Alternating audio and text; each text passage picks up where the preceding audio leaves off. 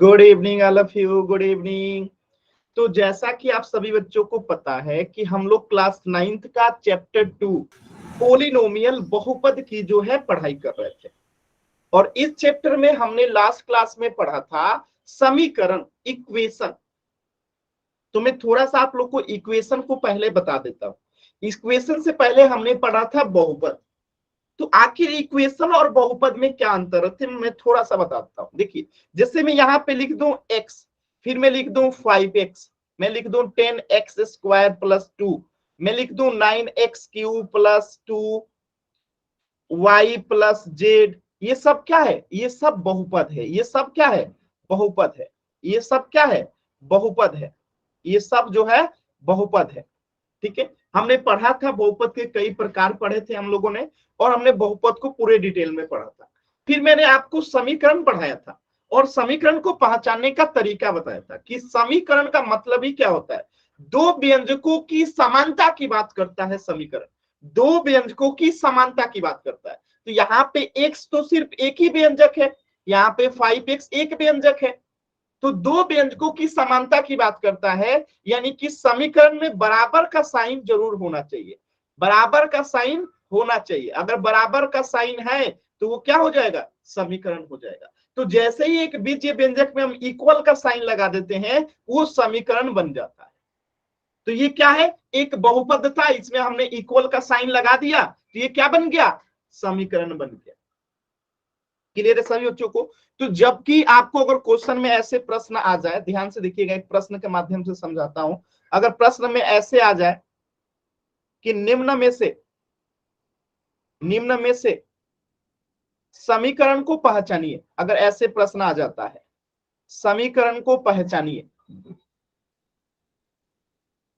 ठीक है, कुछ इस प्रकार का प्रश्न आ जाए, ऑप्शन दे दे ए बी सी डी, ऐसे प्रश्न आ जाए, √y plus x, 5x plus 2,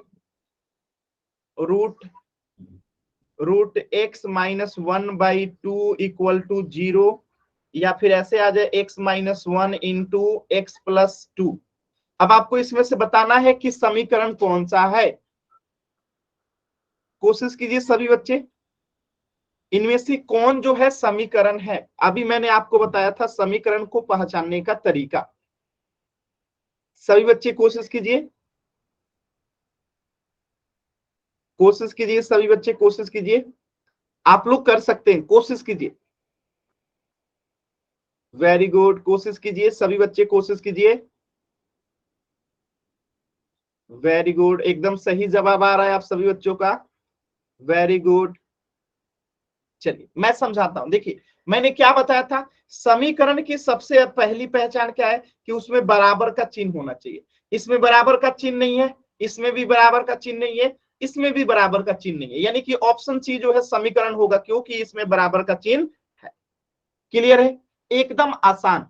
equal का यानी कि समता का यानी कि बराबर का चिन्ह होगा तो हम उसे समीकरण कहेंगे। अगर बराबर का चिन्ह नहीं है तो वो समीकरण नहीं है। एकदम सिंपल, ये रूल याद रखिएगा कि इक्वल का चिन्ह रहेगा तभी समीकरण कहेंगे। ठीक है, तो यहां तक हम लोगों ने लास्ट क्लास में पढ़ लिया था। चलिए, इसी पे आधारित एक प्रश्न है जिसका आंसर आपको पोल सेक्शन में करना है। एकदम ध्यान से देखिएगा सभी बच्चे और आराम से उत्तर कीजिएगा। पोल सेक्शन में आंसर करना है और फिर से आप लोगों को टॉपर लिस्ट दिखाया जाएगा।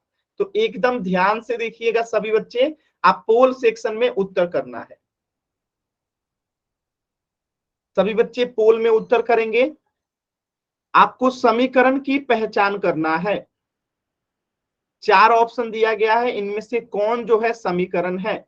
और समीकरण को पहचानने का सबसे आसान तरीका क्या है? इक्वल का साइन देखेंगे।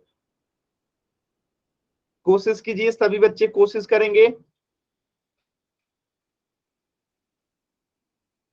कोशिश कीजिए सभी बच्चे।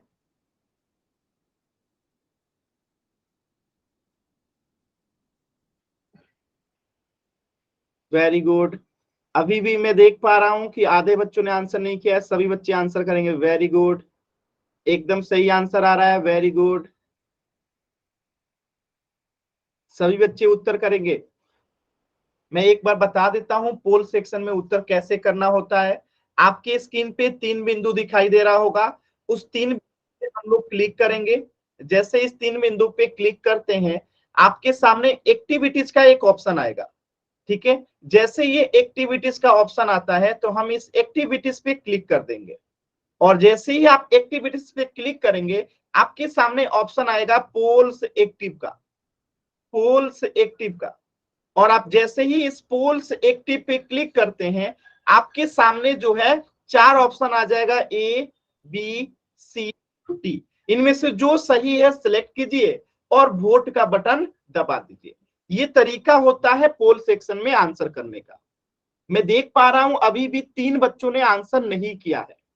सभी बच्चों को आंसर करना है लास्ट के 10 सेकेंड, क्योंकि टॉपर लिस्ट जारी होगी तो उसमें सारी चीजें दिखाई देती है, आपके टीचर भी देखते हैं और आपके सेट के मार्क्स भी उससे मिलता है। ठीक है, तो जो बच्चे क्लास ज्वाइन नहीं करते हैं डेली, उनका भी मार्क्स कटता है, पोल में आंसर नहीं करने से मार्क्स कटता है। तो ये सारी चीजों को ध्यान रखना है, तभी आपका अच्छा से अच्छा मार्क्स आएगा। लास्ट के 10 सेकेंड है, अभी भी 2 बच्चों ने उत्तर नहीं किया है। 10, 9, 8, 7, 6, 5, 4, 3,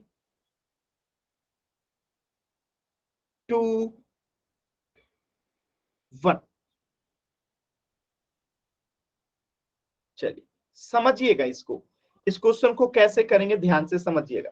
मैंने बताया था समीकरण का पहचान का मतलब क्या है कि इक्वल का साइन होना चाहिए। ठीक है, बराबर का साइन होना चाहिए।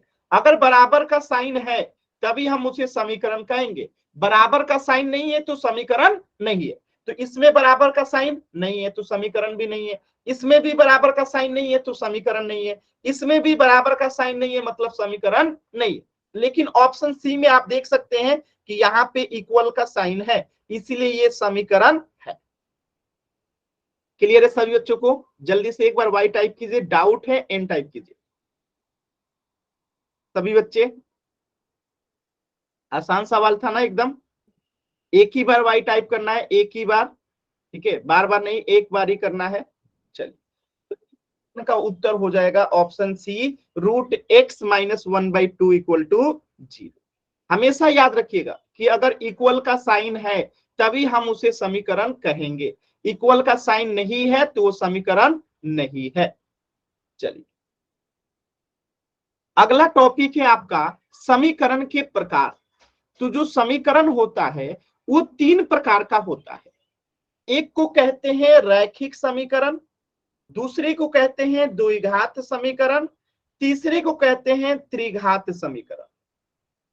ठीक है, अब इन चीजों को समझते हैं कि ये रैखिक समीकरण क्या होता है, द्विघात समीकरण क्या होता है, त्रिघात समीकरण क्या होता है। 1 बाय 1 चीजों को समझते हैं। देखिए, रैखिक समीकरण क्या होता है, अगर इसको मैं ध्यान से आपको बताऊं तो ऐसा समीकरण जो चर की अधिकतम घात कितनी होनी चाहिए, 1 होती है, तो उसे रैखिक समीकरण कहते हैं। जैसे मैं यहाँ पे एग्जांपल लिख रहा हूं, ध्यान से देखिएगा। जैसे मैं लिख दूं 2x+3 इक्वल टू 0, मैं लिख दूं यहाँ पे 5x+y इक्वल टू 1, मैं लिख दूं 9x+3 इक्वल टू 4। अब यहाँ पे चर जो है, देखिएगा, ये एग्जांपल नंबर 1, ये 2 और ये 3। यहाँ पे चर x है, इसका घात कितना है, 1 है। यहाँ पे चर x है और y है, घात कितना है, 1 है, और यहाँ पे भी 1 है। यहाँ पे चर x है और घात कितना है, 1 है। तो यही तो कहा गया है कि जिस समीकरण में चर की अधिकतम घात कितनी होती है, 1 होती है, तो उसे रैखिक समीकरण कहते हैं। तो ये भी एक, ये भी एक है और ये भी एक है, तो ये तीनों ही क्या है, रैखिक समीकरण है। क्योंकि चर की अधिकतम घात कितनी है, 1 है। अगर चर की अधिकतम घात 1 है तो वो रैखिक समीकरण होगा। अब जैसे मैं प्रश्न में ऐसे दे देता, जस्ट इमेजिन कीजिए आपको 2x² प्लस 3 इक्वल टू 0, या मैं लिख देता 5x³ plus 2x plus 3 equal to 0, मैं लिख देता x² इक्वल टू y बराबर 0। तो क्या ये तीनों में से तीनों क्या रैखिक समीकरण होगा? आप लोग बताइए। ये रैखिक समीकरण नहीं होगा। क्यों नहीं होगा? आप लोग देख सकते हैं कि यहाँ पे x जो है चर है और उसका अधिकतम घात 2 है। यहाँ पे x जो है चर है और अधिकतम घात 3 है। यहाँ पे x जो है चर है, अधिकतम घात 2 है। होना कितना चाहिए? 1। अगर 1 के अलावा कुछ भी होगा तो वो अधिकतम घात नहीं होगा, यानी कि वो रैखिक समीकरण नहीं होगा। तो यहाँ पे तो आप कहेंगे कि सर x भी है, इसका घात 1 भी है, लेकिन ये अधिकतम नहीं है। अधिकतम कितना है? 3 है। अधिकतम कितना है? 3 है। तो अधिकतम घात 1 होना चाहिए, तभी वो रैखिक समीकरण है। तो ये तीनों रैखिक समीकरण नहीं है, जबकि ये तीनों जो है रैखिक समीकरण है। क्लियर है सभी बच्चों को?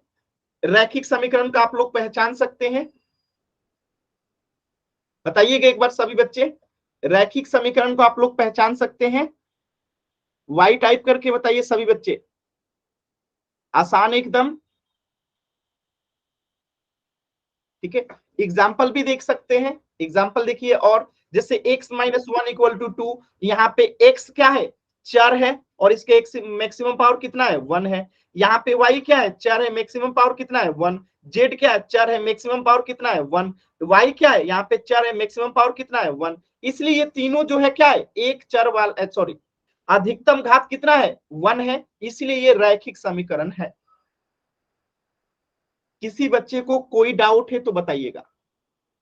किसी बच्चे को कोई भी डाउट होगा तो एन टाइप करके बताइएगा। बहुत ही सरल आसान सवाल है। चलिए अब चीजों को समझते हैं। तो ये तो आप लोगों ने समझ लिया कि रैखिक समीकरण क्या होता है। अब देखिए, एक होता है एक चर वाला रैखिक समीकरण। दोनों में अंतर क्या है समझिएगा। एक चर वाला रैखिक समीकरण,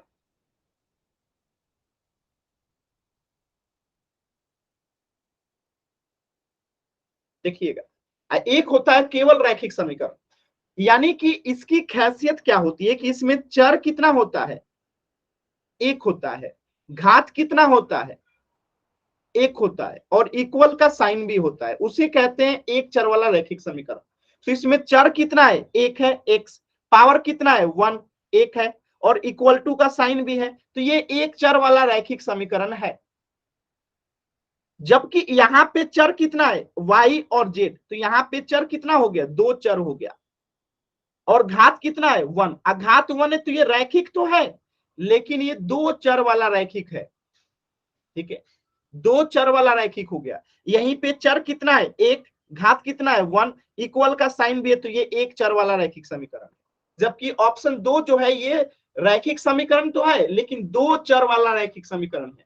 तो एक चर वाला रैखिक समीकरण का मतलब क्या है कि चर भी सिर्फ 1 होना चाहिए, 1 से ज्यादा नहीं होना चाहिए। क्लियर है सभी बच्चों को? रैखिक समीकरण और एक चर वाला रैखिक समीकरण में क्या अंतर है, तो पहले और समझते हैं थोड़ा सा। देखिए, एक चर वाला रैखिक समीकरण क्या होता है? जिसमें केवल एक ही चर हो। रैखिक का मतलब क्या है? घात 1 हो। ये तो आपने पढ़ रखा है कि जो रैखिक होगा घात 1 ही होगा। और समीकरण का मतलब क्या है कि इक्वल का साइन होना चाहिए। ये तीन चीजें हैं, तो हम उसे रैखिक समीकरण, वन वेरिएबल एक चर वाला रैखिक समीकरण कहेंगे। जैसे और एग्जाम्पल देखिए आप लोग, यहाँ पे x माइनस 1 इक्वल टू 2 है। तो यहाँ पे चर जो है x है। कितना चर है? सिर्फ एक ही चर है, x है। इसकी घात कितनी है? 1 है। इक्वल का साइन भी है, तो यानी चर भी एक ही है, घात भी एक है, और इक्वल का साइन भी है। तो ये एक चर वाला रैखिक समीकरण हो जाएगा। इसके बाद देखिए, यहाँ पे y है, यहाँ पे भी y है। तो चर कितना है? सिर्फ एक है। y को दो जगह लिखा गया है, लेकिन चर कितना है? सिर्फ एक ही है ना, y के अलावा कुछ और चर नहीं ना है। जैसे y के अलावा z रहता है, x रहता है, a रहता है, b रहता है, तब ना कहते हैं कि एक से ज्यादा चर है। तो y यहाँ पे भी है और y यहाँ पे भी है, यानी चर सिर्फ एक ही है, क्या? y। और इसमें इक्वल का साइन भी है, और इनका पावर कुछ नहीं है, तो 1 है। यानी कि इनमें तीनों चीजें हैं, चर भी सिर्फ एक ही है, घात भी 1 है, और इक्वल का साइन भी है, तो ये क्या हो गया, एक चर वाला रैखिक समीकरण हो गया। अब अगर हम बात करें इस क्वेश्चन में, तो चर तो एक है लेकिन घात इसका 2 है। घात कितना है, 2 है। घात होना कितना चाहिए, 1। तो क्या ये एक चर वाला रैखिक समीकरण होगा, नहीं होगा। यहां पे देखिए चर तो 2 है, यहाँ पे चर कितना है, 2 है, तो ये रैखिक समीकरण होगा, नहीं होगा। क्यों, क्योंकि चर एक होना चाहिए। यहाँ पे कितना है, 2 है, y और z 2 चर है, इसलिए ये रैखिक समीकरण एक चर वाला नहीं। क्लियर है सभी बच्चों को, कैसे हम पहचान रहे हैं कि कौन एक चर वाला रैखिक समीकरण है और कौन एक चर वाला रैखिक समीकरण नहीं है। क्लियर, एक बार सभी बच्चे वाई टाइप करके बताएंगे।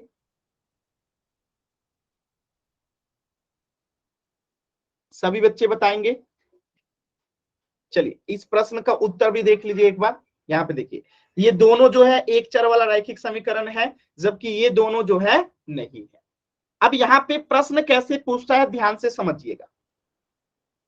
जैसे प्रश्न ऐसे आ सकता है, आप ध्यान से समझिएगा, ठीक है, कि एक चर वाला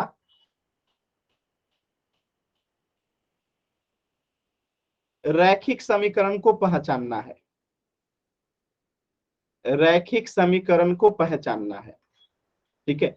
आपको बताना है, ऑप्शन देखिए ए बी सी डी, एक चर वाला रैखिक समीकरण को बताना है।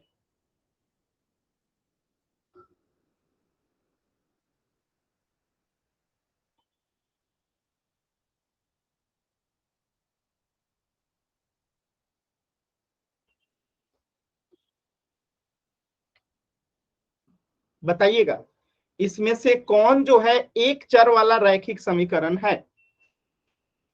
इन चारों ऑप्शन में से कौन जो है एक चर वाला रैखिक समीकरण है, सभी बच्चे बताएंगे चैट सेक्शन में। एकदम आसान सवाल है, कोशिश कीजिए सभी बच्चे बताएंगे।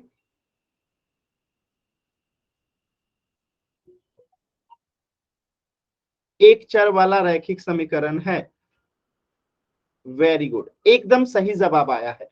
देखिए एक चर वाला रैखिक समीकरण के लिए हमें क्या देखना होता है कि घात कितना होना चाहिए, 1, चर कितना होना चाहिए, 1, और इक्वल का साइन होना चाहिए। तीन चीजें देखना होता है। तो यहाँ पे घात कितना है, 2 है, इसलिए ये एक चर वाला रैखिक समीकरण नहीं होगा। यहाँ पे घात कितना है, 2, इसलिए ये एक चर वाला रैखिक समीकरण नहीं होगा। यहाँ पे घात तो 1 है लेकिन चर की संख्या कितनी है, 2। यहाँ पे कितने चर है, 2 चर है, कौन कौन सा, x और y, इसलिए ये एक चर वाला रैखिक समीकरण नहीं है। नीचे वाला में देखिए चर कितना है, एक, x, पावर कितना है, 1, और इक्वल का साइन भी है, तो ये हो गया एक चर वाला रैखिक समीकरण। ऑप्शन डी एक चर वाला रैखिक समीकरण हो। क्लियर है सभी बच्चों को, तो आप लोग पहचान सकते हैं। डाउट है एन टाइप कीजिए, क्लियर है वाई टाइप कीजिए, एकदम सरल जवाब था। क्लियर है ना, वेरी गुड, बहुत अच्छा। चलिए एक प्रश्न है पोल सेक्शन में कीजिएगा, बहुत ही आसान और प्यारा सा सवाल है। सभी बच्चे प्रश्न को पहले ध्यान से देखेंगे, फिर मैं पोल दूंगा तो उसमें आंसर कीजिएगा। पहले सभी बच्चे क्वेश्चन को एकदम ध्यान से देखेंगे। सभी बच्चे ध्यान से क्वेश्चन को देखिए, फिर मैं जब पोल दूंगा तो उसमें आंसर कीजिएगा। अभी मैं पोल नहीं दिया हूं, सभी बच्चे क्वेश्चन को एकदम ध्यान से देखेंगे। क्वेश्चन क्या कह रहा है, निम्न में से एक चर वाले रैखिक समीकरण को पहचाने। निम्न में से एक चर वाले रैखिक समीकरण को पहचाने। आपको पता ही है क्या होना चाहिए, चर जो है सिर्फ एक होना चाहिए, घात जो है कितना होना चाहिए, 1 होना चाहिए, इक्वल का साइन होना चाहिए। उसी को कहेंगे पोल सेक्शन में आंसर कीजिएगा एकदम आराम से।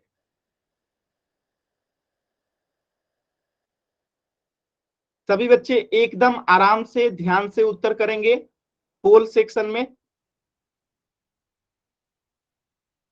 कोशिश कीजिए सभी बच्चे, एकदम सही उत्तर आ रहा है सभी बच्चों का।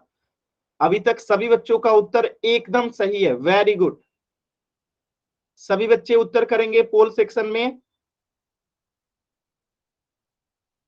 Very good.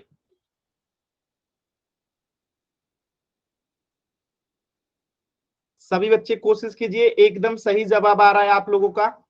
Very good. सभी बच्चे उत्तर करेंगे। देखिए, दो चर रहेगा तो वो रैखिक समीकरण नहीं होता है, या घात दो रहेगा तो वो रैखिक समीकरण नहीं होता है। एकदम ध्यान से सभी बच्चे उत्तर करेंगे। आराम से उत्तर कीजिए सभी बच्चे, जल्दबाजी नहीं है, एकदम आराम से, एकदम आराम से सभी बच्चे उत्तर करेंगे। लास्ट के 20 सेकेंड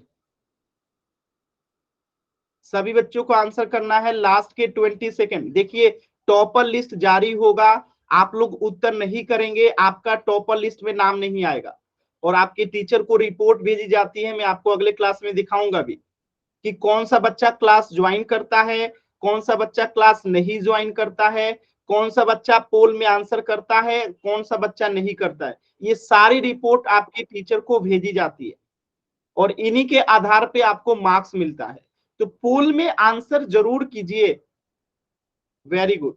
सिर्फ एक बच्चे ने आंसर नहीं किया है, सभी बच्चों का आंसर आ गया। लास्ट के 10 सेकेंड। 10, 9, 8, 7, 6, 5, 4, 3, 2, 1। Very good. चलिए, इसको समझते हैं कैसे करेंगे। हमें इसमें तीन चीजें देखनी थी। चर एक होना चाहिए। देखिए, पहली बात की ऑप्शन डी से शुरू करते हैं। यहाँ पे घात कितना है, 2 है, घात होना कितना चाहिए, 1, इसलिए ये हमारा उत्तर नहीं होगा। यहाँ पे देखिए दो चर है, एक्स और वाई, यहाँ पे कितने चर हैं, 2 चर हैं, इसलिए ये हमारा उत्तर नहीं होगा। यहाँ पे भी देखिए एक्स और वाई कितने चर हैं, 2 चर हैं, इसलिए ये हमारा उत्तर नहीं होगा। यहाँ पे देखिए चर कितना है, एक्स, पावर कुछ नहीं है तो क्या है, 1, और इक्वल का साइन भी है, यानी तीनों चीजें है, चर भी एक है, घात भी 1 है, इक्वल का साइन भी है, इसलिए हमारा उत्तर होगा ऑप्शन ए। क्लियर है? तो इस प्रश्न का उत्तर हो जाएगा ऑप्शन ए, x-1 = 0। सभी बच्चों को क्लियर है? एक बार वाई टाइप कीजिए, डाउट है तो एन टाइप कीजिएगा। फिर अगला प्रश्न करते हैं। क्लियर है ना बाबू? एकदम आसान सवाल था, आप लोगों के अधिकतर बच्चों के उत्तर एकदम सही थे, एक दो बच्चों का ही गलत हुआ था। तो ध्यान से देखेंगे तो आप लोगों का भी उत्तर गलत नहीं होगा। चलिए, वेरी गुड। अगला प्रश्न कीजिएगा सभी बच्चे। ये प्रश्न भी बहुत ही आसान है, इसमें भी आपको बताना है कि एक चर वाला रैखिक समीकरण कौन सा है।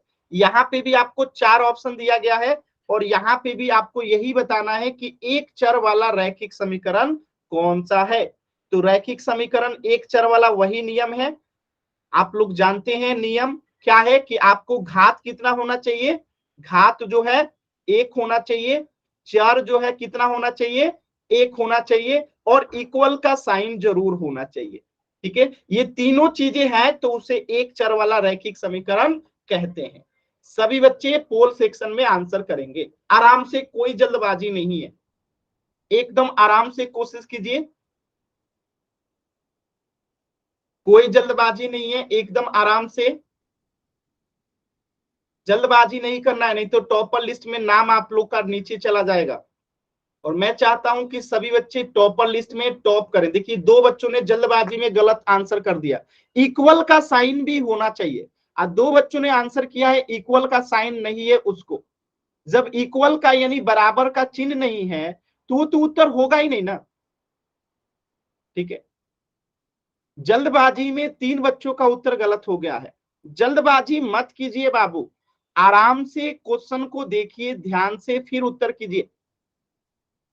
जल्दबाजी में गलती हो रही है, एकदम आराम से। और दो बच्चों का उत्तर नहीं आया है, एकदम आराम से करेंगे बाकी के दो बच्चे। Very good. सिर्फ एक बच्चे का उत्तर नहीं आया है, लास्ट के 10 सेकेंड। 10, 9, 8, 7, 6, 5, 4, 3, 2, 1। चलिए, इस प्रश्न को एकदम ध्यान से समझिएगा, बहुत ही आसान सवाल था। आपको देखना है कि घात 1 और चर 1 और इक्वल का साइन, तो इसमें तो इक्वल का साइन ही नहीं है। आज जब इक्वल का साइन नहीं है तो ये तो समीकरण होगा ही नहीं। अब यहाँ देखिए x भी है और y भी है, तो यहाँ पे चर कितने हो गए? 2 चर हो गया। होना कितना चाहिए? सिर्फ एक। तो ये तो x भी है और y भी है, तो 2 चर हो गया, तो हमारा उत्तर नहीं होगा। यहाँ पे देखिए घात कितना है? 2 है। यहाँ पे घात कितना हो गया? 2। तो हमारा उत्तर नहीं होगा, क्योंकि घात होना कितना चाहिए? 1। इसलिए हमारा उत्तर बच कौन सा गया? ऑप्शन सी जो है हमारा उत्तर हो जाएगा। क्यों? क्योंकि यहाँ पे घात भी 1 है, पावर कुछ नहीं तो 1 है, और चर भी सिर्फ एक ही है x, और इक्वल का साइन भी है। इसीलिए ये क्या है? एक चर वाला रैखिक समीकरण है। क्लियर है? सुनीता नाम से जो बच्चा है, माइक म्यूट कीजिए। क्लियर है? सभी बच्चे बताएंगे एक बार वाई टाइप करके। एकदम आसान सवाल था, बताइएगा सभी बच्चे। एकदम आसान सवाल था। चलिए, तो इस प्रश्न का उत्तर हो जाएगा ऑप्शन सी, x + 5 = 0। कभी कभी प्रश्न थोड़ा सा घुमा के पूछता है। देखिए कैसे प्रश्न पूछ सकता है आपसे, ध्यान से देखिएगा, बहुत इंपॉर्टेंट है। आपको इसमें रैखिक समीकरण ही पहचानना है, लेकिन ऑप्शन देखिए थोड़ा सा इसमें अलग है। रैखिक समीकरण ही पहचानना है। ऑप्शन को देखिएगा, अगर ऑप्शन में ऐसे दे दूं y² - z² + 2x, ठीक है, = 0, या फिर एक दे दिया जाए x + y = 0, ठीक है, यहाँ एक चर वाला लिख लीजिएगा, एक चर वाला रैखिक समीकरण। Option A, option B, option C, x² - x = 0। Option D लिख लीजिएगा, x + 6 = -11x। आपको बताना है कि इसमें से एक चर वाला रैखिक समीकरण कौन सा है। एक चर वाला रैखिक समीकरण कौन सा है?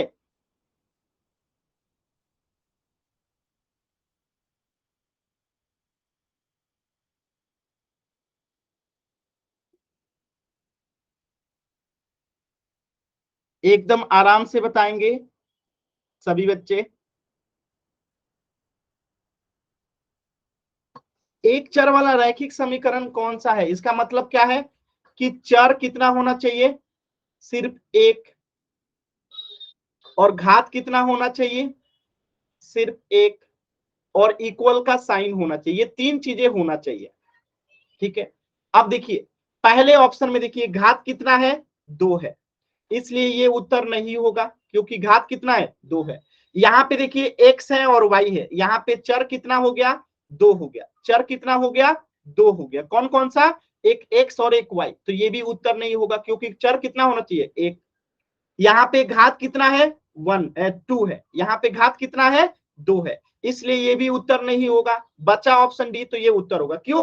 क्योंकि यहाँ पे चर कौन सा है? x। यहाँ पे भी क्या है? x है, यानी कि चर सिर्फ एक ही है। चर कितना है? सिर्फ एक है। कौन सा? x।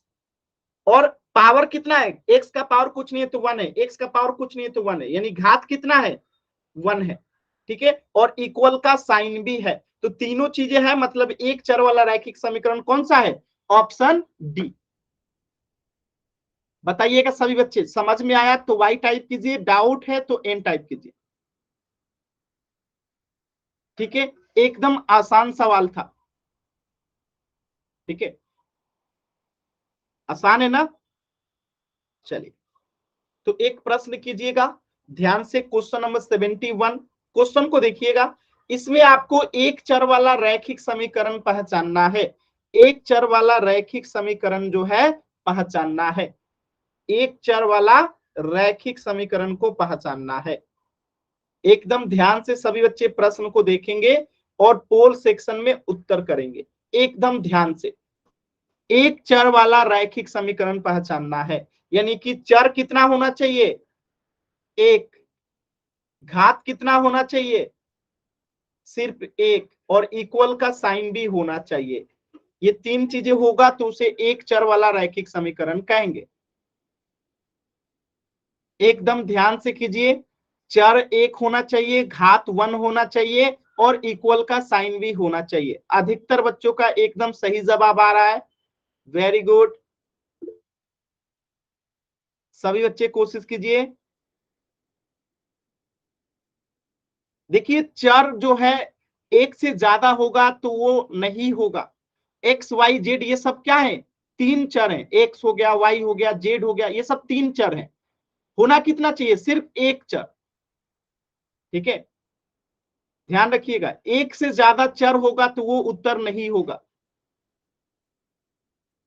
चर सिर्फ एक ही होना चाहिए, घात भी 1 होना चाहिए। अभी भी मैं देख पा रहा हूं 3 बच्चों का उत्तर नहीं आया है, सभी बच्चे उत्तर करेंगे।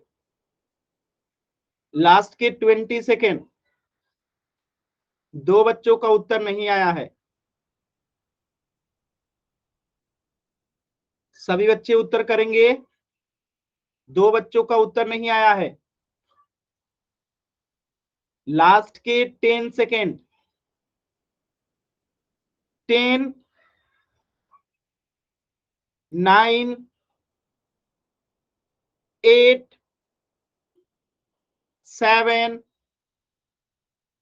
6, 5,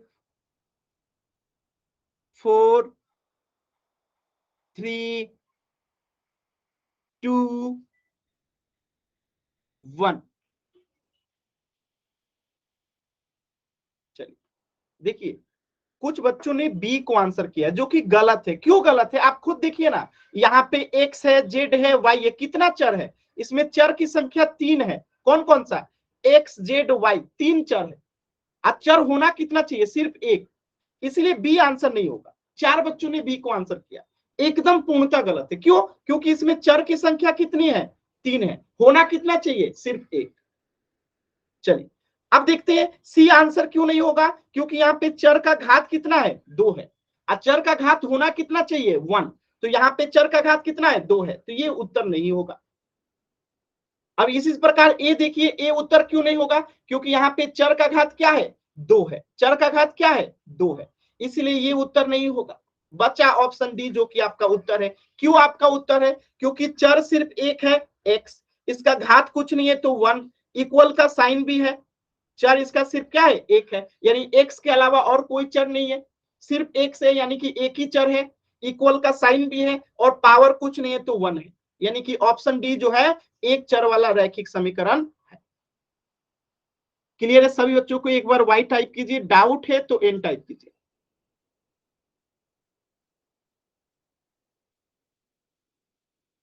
एकदम आसान सवाल है, किसी भी बच्चे को कहीं पे भी डाउट है एन टाइप कीजिएगा, किसी भी बच्चे को कहीं पे भी डाउट होगा तो एन टाइप कीजिएगा। आसान सवाल था। चलिए, तो इस प्रश्न का उत्तर हो जाएगा ऑप्शन डी। चलिए आगे बढ़ते हैं, सॉरी ये दूसरा क्वेश्चन। ये देखिए, समीकरण का हल पक्षांतरण विधि के द्वारा। ठीक है, अब ये क्या होता है पक्षांतरण विधि, एक समीकरण को कैसे हल करते हैं, इन सभी चीजों को समझते हैं। बहुत ही सरल होता है, एकदम आसान होता है, आप सभी बच्चों को एकदम आसानी से चीजें समझ में आएंगी। एकदम ध्यान से चीजों को समझना है।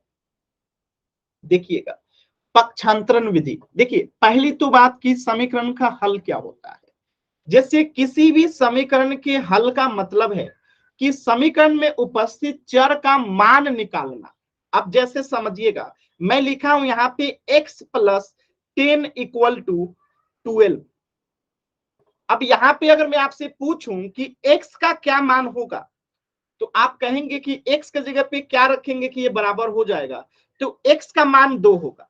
तो x बराबर जो 2 आपने लिखा, ये समीकरण का क्या है, हल है। ये समीकरण का क्या है, हल है। तो यही चीज लिखा है कि किसी समीकरण के हल का मतलब क्या होता है, समीकरण में जो चर है, जो चर कौन सा है, एक्स है, और इसका मान निकाल लेंगे, वही समीकरण का हल हो जाए। सभी बच्चों को क्लियर है कि समीकरण में जो चर होता है, अगर हम उसका मान निकाल लेते हैं तो वो समीकरण का हल कहलाता है। एकदम आसान सवाल, बताइएगा। अब जैसे मैं यहाँ पे एक और एग्जांपल लिखता हूं, y प्लस 10 इक्वल टू 20। अब यहाँ पे समीकरण कौन सा है, सॉरी चर कौन सा है, y का मान क्या होगा, सभी बच्चे बताइए, y का मान क्या होगा कि ये 20 होगा, 10 होगा। तो y बराबर 10 जो है यहाँ पे क्या हो गया, y बराबर 10 जो है ये क्या हो गया, समीकरण का हल हो गया। यानी कि y की जगह पे 10 रखेंगे तभी तो ये 20 होगा। आप लोग समझ पा रहे हैं ना, एकदम आसान है। तो y बराबर 10 क्या है, समीकरण का हल है। x बराबर 2 क्या है, समीकरण का हल है। ठीक है, तो अलग अलग समीकरण में अलग अलग समीकरण का हल आता है। किसी भी बच्चे को डाउट है कुछ भी तो एन टाइप कीजिए, क्लियर है तो वाई टाइप कीजिए। बार बार जो ये हाथ का बटन दबा रहे हैं मत दबाइए, नहीं तो क्लास से बाहर हो जाएंगे। बार बार हाथ का बटन दबा रहे हैं, क्लास से बाहर हो जाएंगे। क्लियर है ना, एकदम आसान था। चलिए, तो समीकरण का हल आप लोग समझ गए होंगे कि किसी भी समीकरण में जो चर होता है उसी का मान निकालते हैं, और जो मान आता है वही समीकरण का हल कहलाता है। अब देखिए, समीकरण का हल मतलब समीकरण को संतुष्ट करता है। इसका क्या मतलब है, इसका मतलब है जैसे मैंने लिख दिया x बराबर, sorry x plus 2 equal to मैंने लिख दिया 11, और मैंने कहा कि x बराबर 9 जो है इस समीकरण का हल है।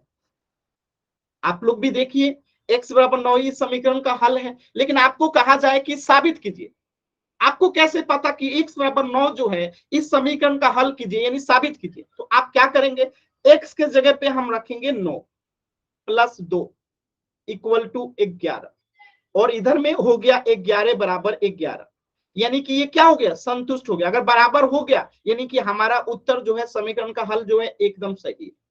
अगर बराबर नहीं हुआ यानी कि हमारा हल जो था वो गलत है। लेकिन x बराबर 9 जो है एकदम सही उत्तर है, यानी कि 9 प्लस 2 इक्वल टू 11, यानी कि 11 इक्वल टू 11। तो ये समीकरण का हल क्या हो गया, समीकरण को संतुष्ट करता है।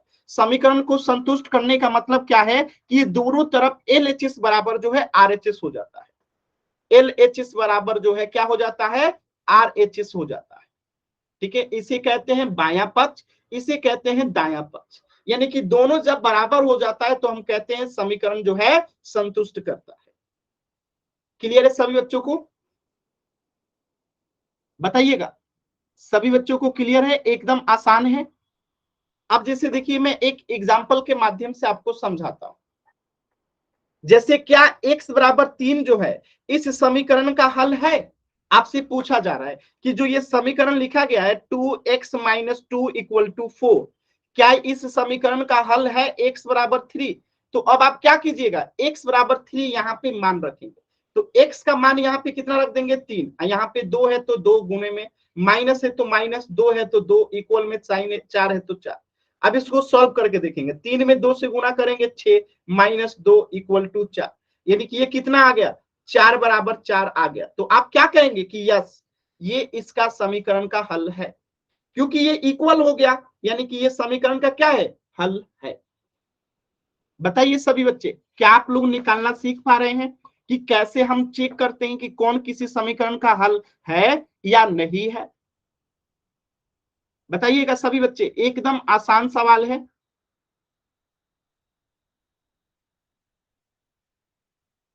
कर पा रहे हैं सभी बच्चे, बताएंगे।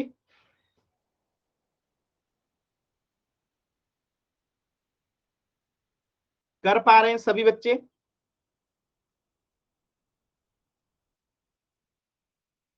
आसान है ना। अब देखिए, अब जैसे किसी समीकरण का आपको हल निकालना हो, जस्ट इमेजिन कीजिए समीकरण का हल निकालना हो। जैसे मैं लिख दूं x प्लस 5 इक्वल टू 10, और मैं पूछूं समीकरण का हल क्या होगा। जैसे ये आपका क्वेश्चन है और यहाँ पे option A B C D दे दिया जाए, और आपसे पूछूं मैं कि समीकरण का हल क्या होगा। मैं लिख दूं यहाँ पे x बराबर 5, x बराबर 6, x बराबर 9, x बराबर 10। आपका उत्तर क्या होगा बताइए तो। एकदम आसान सवाल है, आप देखते ही उत्तर बता दोगे कि x बराबर 5 होगा तभी हमारा उत्तर होगा। तो ये आपको एकदम आसान लग रहा है। चलिए एक क्वेश्चन इसी पे पोल सेक्शन में कर लीजिए, एक क्वेश्चन कर लीजिए, आसान सवाल है, सभी बच्चों को क्वेश्चन दिखाई दे रहा होगा। क्वेश्चन क्या है, y प्लस 2 इक्वल टू 6 है, तो y बराबर क्या होगा, y का मान क्या होगा, एकदम ध्यान से देखिएगा और आप लोग ये कर सकते हैं। ठीक है, आप लोग जो है इस प्रश्न को बहुत ही आसानी से कर सकते हैं। कोशिश कीजिएगा सभी बच्चे सॉल्व करने को। 9M02 क्वेश्चन नंबर 72 कीजिएगा। y प्लस 2 इक्वल टू 6 है, यानी y की जगह पे क्या रखेंगे कि ये 6 हो जाएगा, y की जगह पे क्या रखेंगे कि ये 6 हो जाएगा। देखिए कुछ बच्चे, 4 बच्चों का आंसर गलत है, आप बताइए ना 6 करना है, y की जगह पे क्या रखेंगे कि ये 6 हो जाएगा,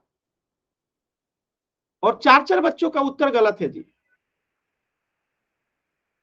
इतने आसान सवाल में भी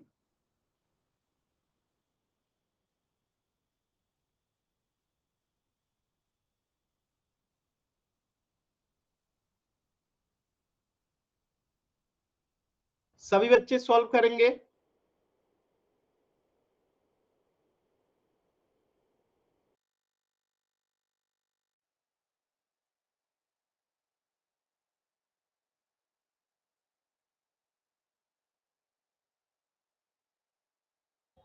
लास्ट के 10 सेकेंड, अभी भी 2 बच्चों ने उत्तर नहीं किया है, लास्ट के 10 सेकेंड। 10, 9, 8, 7, 6,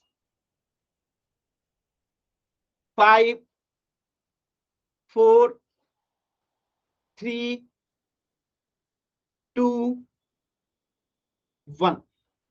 आप लोग बताइए, इतने आसान सवाल को 5 लोगों ने गलत उत्तर किया है, बताइए डी आंसर कैसे होगा जी।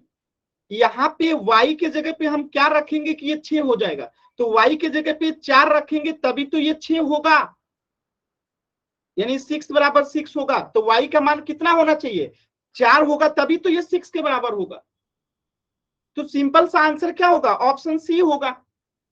आप खुद देखिए y के जगह पे क्या रखेंगे कि ये दोनों बराबर होगा, तो y की जगह पे 4 रखेंगे तभी तो उसमें 2 जोड़ेंगे तो ये 6 के बराबर होगा। और 5 उत्तर बच्चों ने दिया था डी को। देखिए जिन बच्चों ने डी को आंसर किया है, यानी जिन्होंने गलत आंसर किया है, क्या आपको कुछ भी डाउट है, आप एन टाइप करके जरूर पूछेंगे। किसी भी बच्चे को, जिन बच्चों ने डी आंसर किया है, आपको कुछ भी डाउट है तो अभी आप एन टाइप करके जरूर पूछेंगे।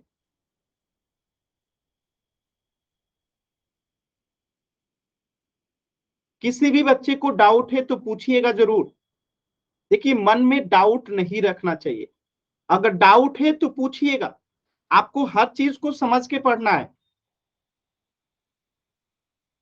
ठीक है, चलिए, तो इस प्रश्न का उत्तर हो जाएगा ऑप्शन सी। ठीक है, अब देखिए सॉल्व कैसे करते हैं, ये तो हो गया डायरेक्ट मेथड, क्योंकि ये डायरेक्ट मेथड योग्य सवाल था तो मैंने आपको डायरेक्ट समझा दिया, लेकिन सॉल्व करने का भी तरीका है। जैसे मैं एक प्रश्न देता हूं, आप समझिएगा, जैसे 3x प्लस 4 इक्वल टू, अगर प्रश्न में आ जाए 6 प्लस x, ऐसा सवाल आ जाए, तो ध्यान रखिएगा कि समान पद को हम एक तरफ करते हैं और दूसरे समान पद को एक तरफ करते हैं। तो ये 3x वाला और x वाला समान पद है, और ये जो 4 है और ये जो 6 है एक अलग समान पद है, तो इन दोनों को अलग अलग कर देंगे। तो x वाला को एक तरफ कर देते हैं 3x, और ये जो प्लस x है ना, ये जब इधर आएगा तो ये प्लस x माइनस x में बदल जाएगा, और ये जो प्लस 4 है जब ये इधर जाएगा तो ये माइनस 4 में बदल जाएगा, तो 6 माइनस 4 हो जाएगा। अब देखिए 3x में से x जाएगा तो क्या बचेगा, 2x, और 6 में से 4 जाएगा तो क्या बचेगा, 2, और यहां से अगर x का मान निकालेंगे तो क्या आएगा, 2/2। और जब ये दोनों कट जाएगा, 2 से 2 कट जाएगा तो क्या बचेगा, 1।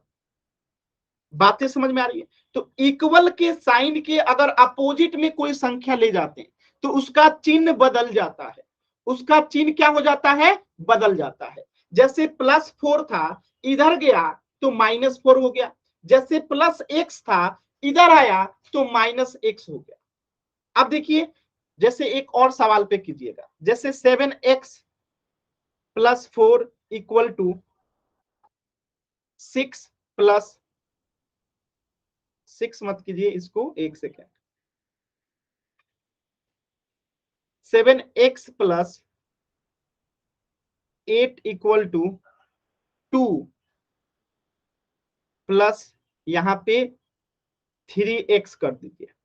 अब इसे आपको सॉल्व करना है, तो मैंने कहा जो समान पद है उसको एक तरफ कर दीजिए। तो ये 7x है और ये 3x है, ये समान पद है।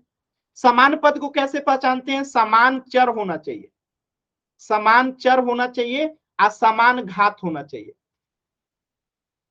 उसी को समान पद कहते हैं। तो यहाँ पे देखिए, चर भी x है और घात भी दोनों का बराबर है, तो इन दोनों को एक तरफ करेंगे तो 7x तो है ही, और जब ये 3x इधर आएगा तो ये -3x हो जाएगा, = 2 है तो 2 रहेगा।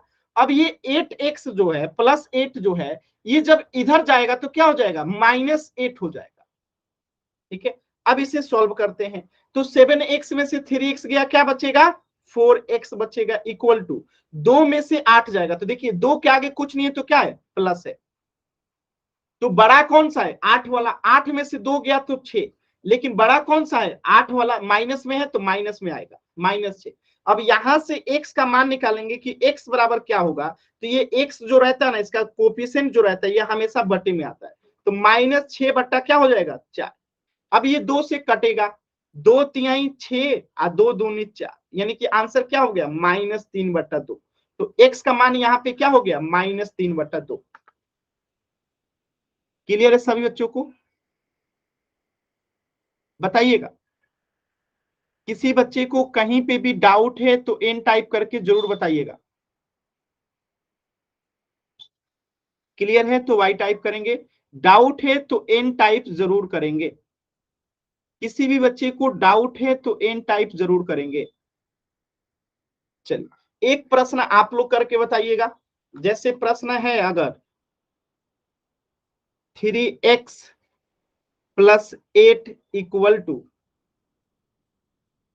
4 + x, सॉल्व कीजिए तो सभी बच्चे इसे, और बताइए इसका आंसर क्या होगा, इस प्रश्न का आंसर क्या होगा, सभी बच्चे बताइए सॉल्व करके।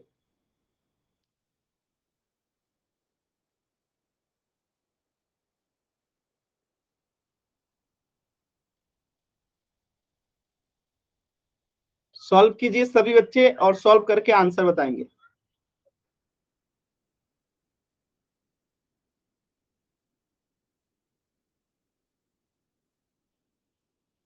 Three x + 8 = 4 + x।